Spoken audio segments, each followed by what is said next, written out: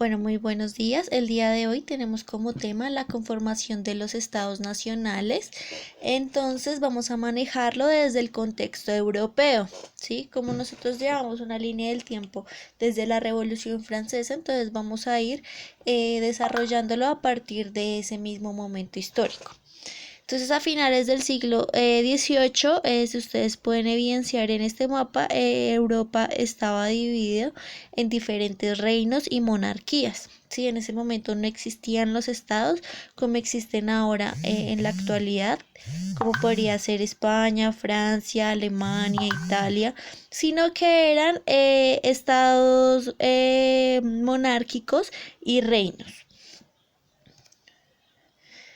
Entonces, primero que todo, debemos reconocer algunos conceptos previos, como puede ser el absolutismo, ¿sí? El absolutismo es la denominación de un régimen político, una parte de un periodo histórico, una ideología y un sistema político propio del llamado antiguo régimen y caracterizado por la pretensión teórica de que el poder político del gobernante no estuviera sujeta a ninguna limitación institucional fuera de la ley divina.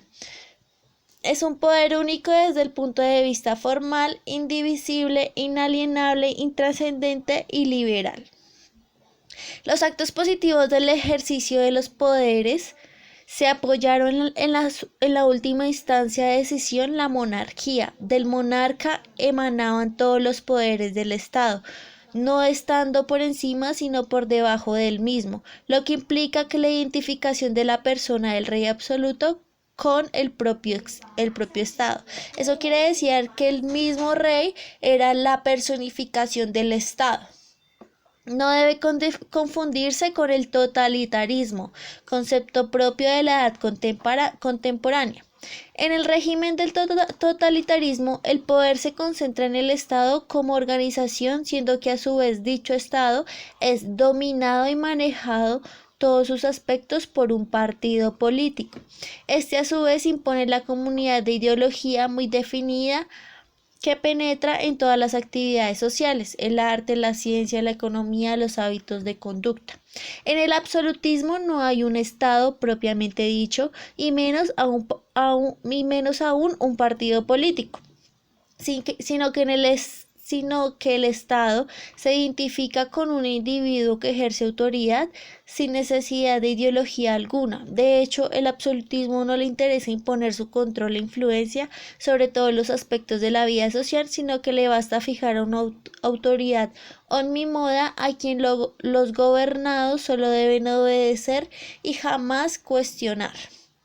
El oscuro origen etimológico del término absolutismo incluye la expresión latina princeps legius solutum est, original de Ultipanum, que aparece en Digesto y que fue utilizado por los juristas al servicio de Felipe IV de Francia el Hermoso para fortalecer el poder real en el contexto de la percepción del derecho romano durante la Baja Edad Media.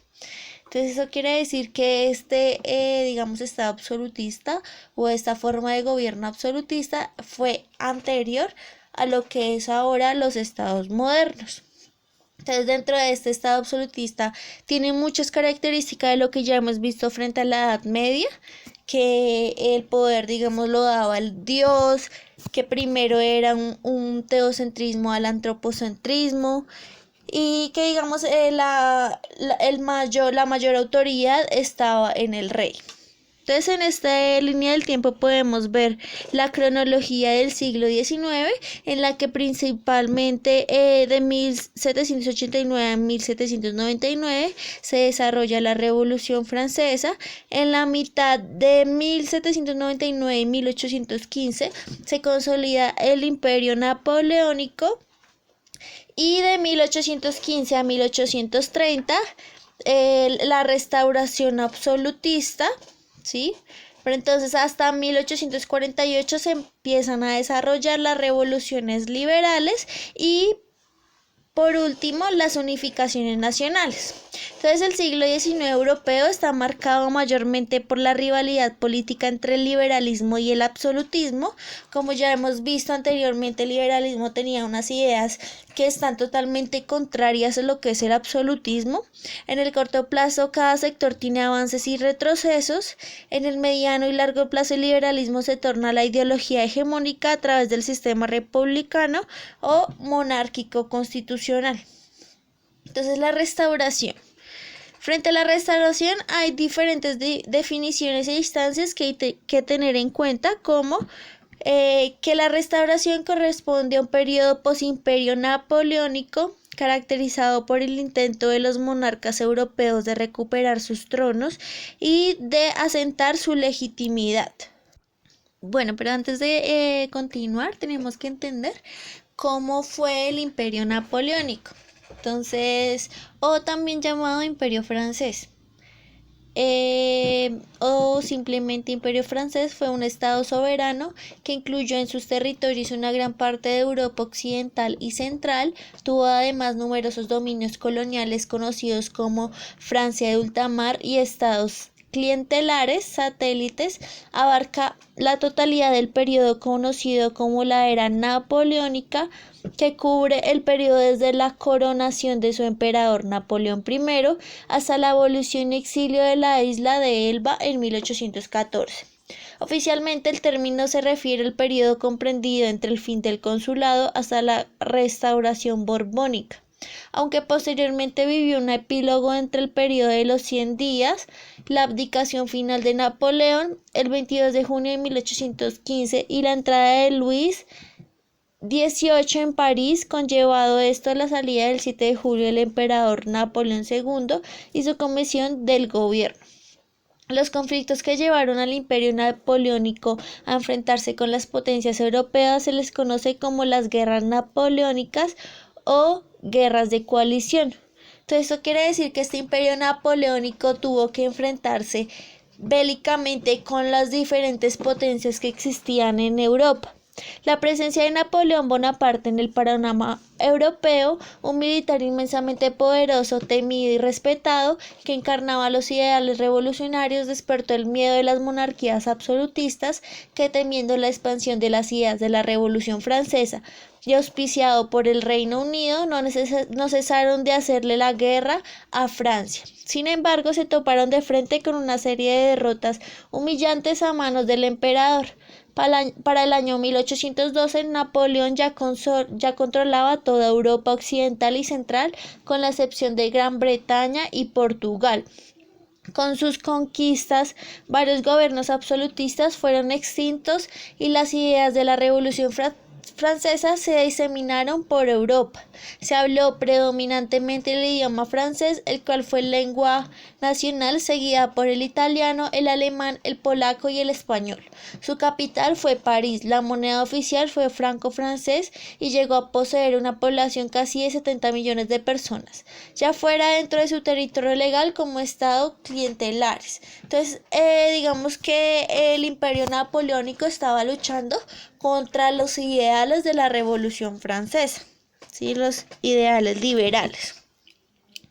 Entonces, continuando, los reinos europeos más importantes, Austria, Rusia y Prusia, convocan reuniones y alianzas. Entonces, digamos, algunas de estas alianzas fue el Congreso de Viena y la Santa Alianza. Dichas instancias responden a una actitud reaccionaria frente al avance de las ideas liberales. Entonces, si nos damos cuenta, diferentes emperadores o diferentes monarcas estaban luchando en contra de las ideas liberales que se estaban desarrollando en ese momento debido a las distintas revoluciones.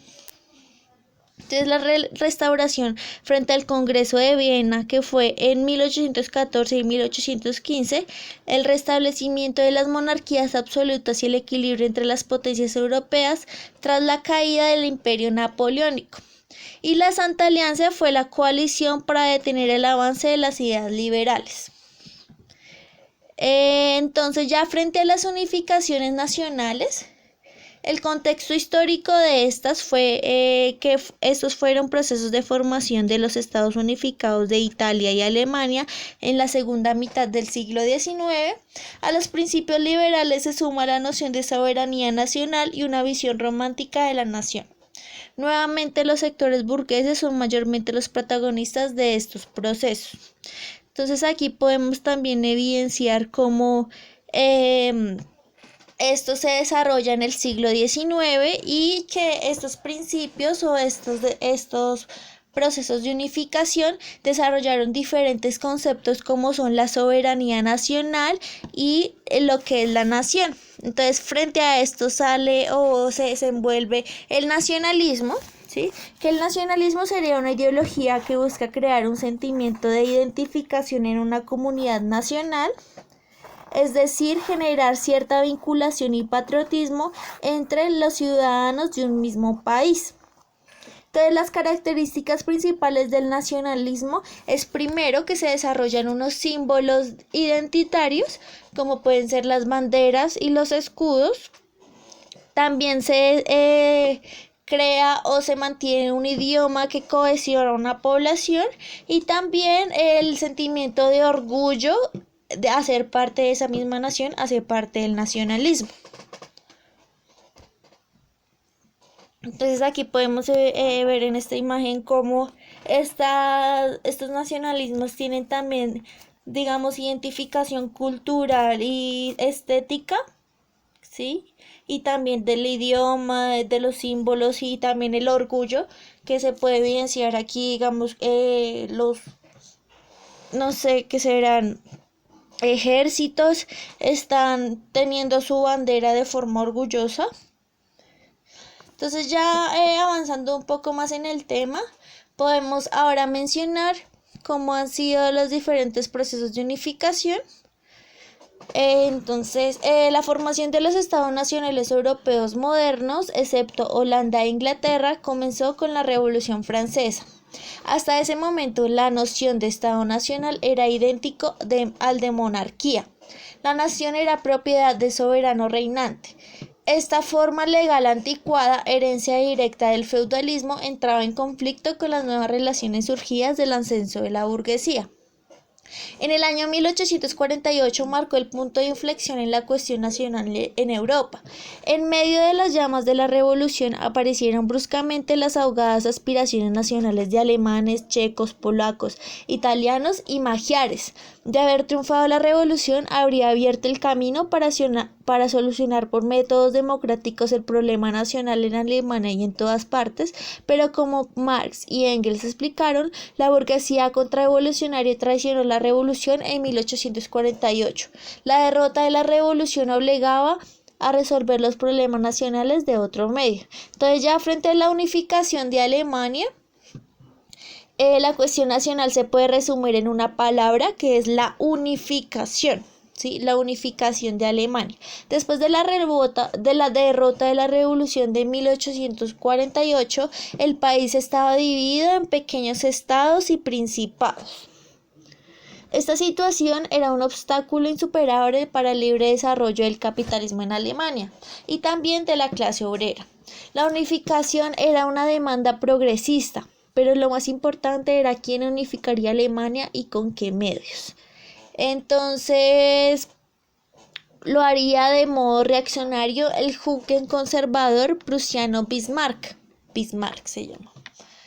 Para conseguir este objetivo, primero era necesario poner fin a la guerra. En 1864, los austriacos y los prusianos se unieron para derrotar a los daneses. Dinamarca perdió la provincia de Schleswig-Holstein, que después de una lucha entre Austria y Prusia se unió a Alemania en 1865. Bismarck maniobró para mantener a Francia fuera del conflicto y después formó una alianza con Italia para luchar contra Austria. Cuando Austria fue derrotada en la batalla de Königgrätz en julio de 1866, quedó ya garantizado el dominio prusiano de Alemania. La unificación alemana se consiguió con métodos reaccionarios con el militarismo prusiano. Esto fortaleció la posición del militarismo prusiano y del régimen bonapartista de Bismarck y sembraría las raíces de las nuevas guerras europeas. Entonces aquí podemos ver en el mapa cómo inicialmente el color naranja era el reino de Prusia, ¿sí?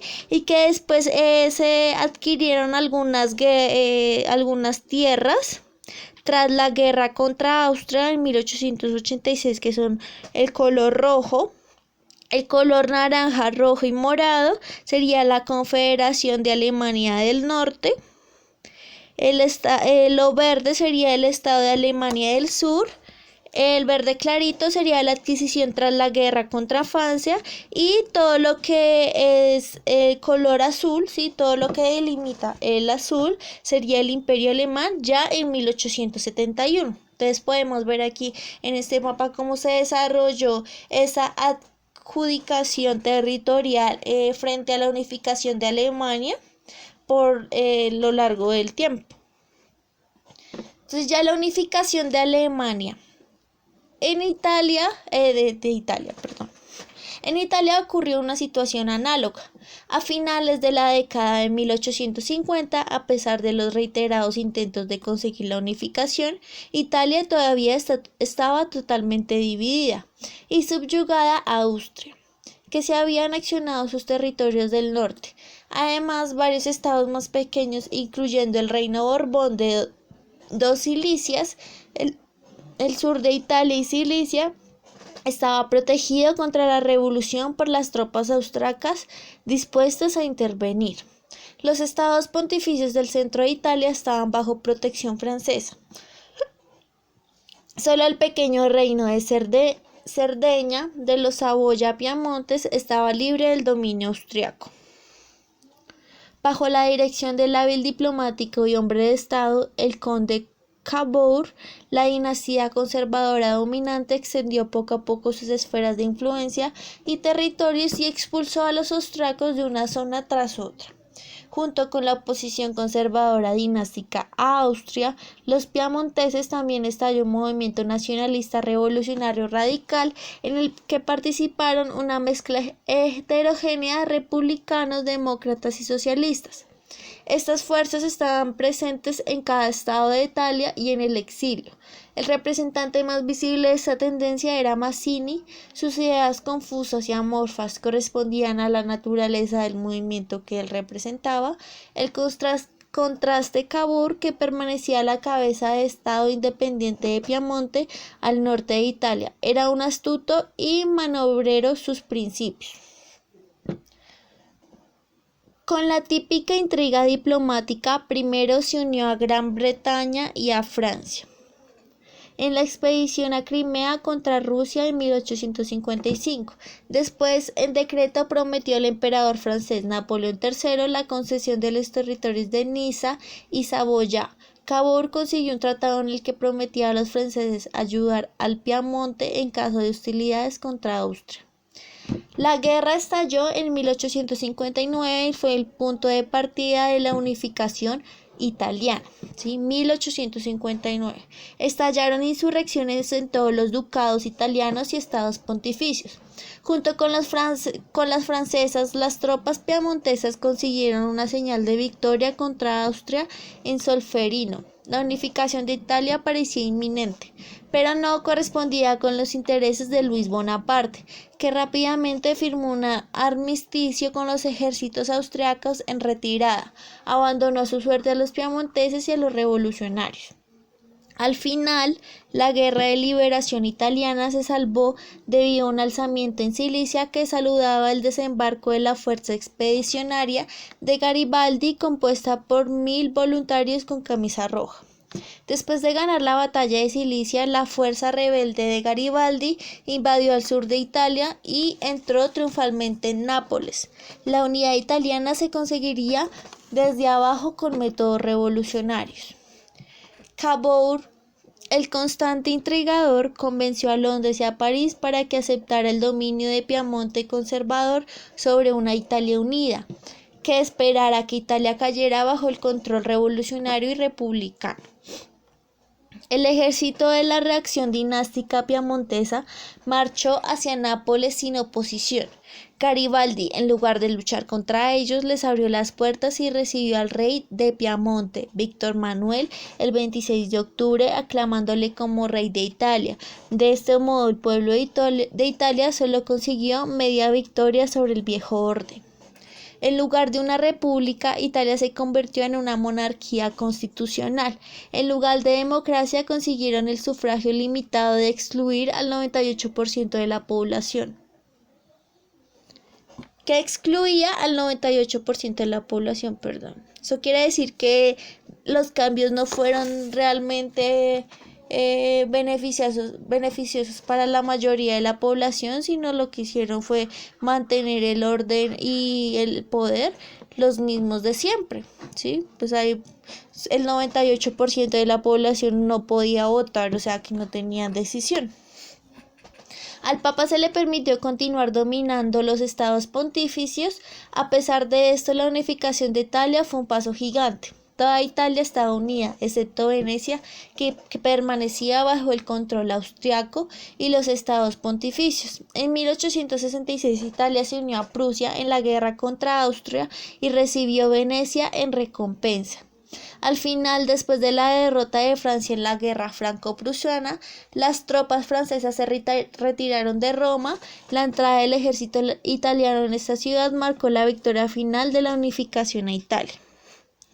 Entonces aquí podemos ver también cómo fue ese desarrollo histórico de la anexión de los territorios a través del tiempo, de la unificación de Italia.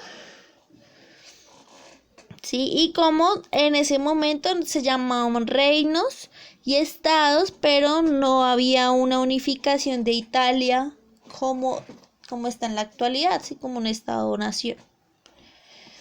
Y ya frente a Polonia, para finalizar, a finales del siglo XIX parecía haberse solucionado la cuestión nacional en Europa Occidental. En 1871, después de la unificación alemana de Italia, parecía que la cuestión nacional en Europa estaba limitada a Europa del Este y con un carácter más explosivo en los Balcanes, inmerso en las ambiciones territoriales y las rivalidades entre Rusia, Turquía, Austro-Hungría y Alemania. Estas llevarían inexorablemente a la Primera Guerra Mundial. En el primer periodo, aproximadamente desde 1789 a 1871, la cuestión nacional jugaba aún un papel relativamente progresista en Europa Occidental. Pero en la segunda mitad del siglo XIX, el desarrollo de las fuerzas productivas bajo el capitalismo comenzaban ya a superar los estrechos límites del Estado nacional.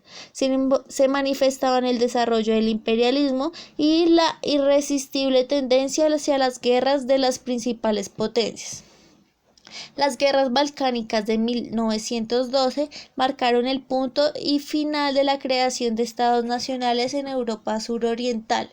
La Primera Guerra Mundial y el Tratado de Versalles, con la excusa de defender el derecho de las naciones a la autodeterminación, acabó la tarea de desmantelar el imperio austrohúngaro y garantizó la independencia de Polonia.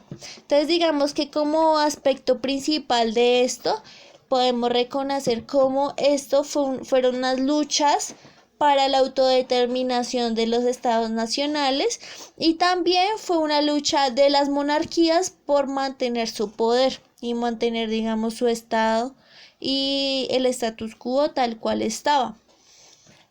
Entonces también podemos evidenciar cómo hubo una lucha ideológica frente a las viejas costumbres, ¿sí? o digamos a los viejos estados, digamos, de gobierno, y una lucha frente a los nuevas formas o nuevas ideologías, también frente a los estados, ¿sí? Como puede ser el autoritarismo, ¿sí? Que era como el viejo régimen, y el liberalismo, que sería, digamos, la ideología de las nuevas formas de gobierno.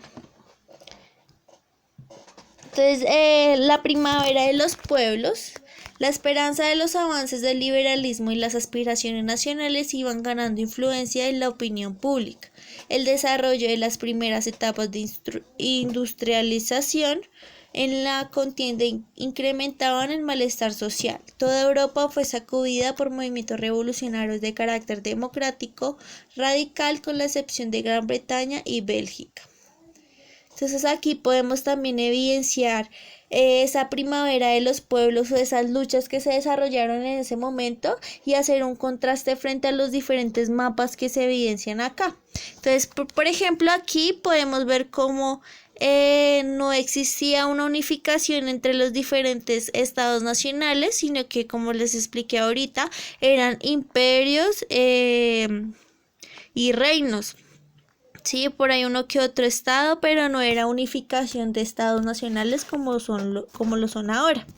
Y en cambio en el siguiente mapa, ya en 1914, en el año en el que inicia la Primera Guerra Mundial, ya existen estados nacionales, ¿sí? Más conformados o más delimitados.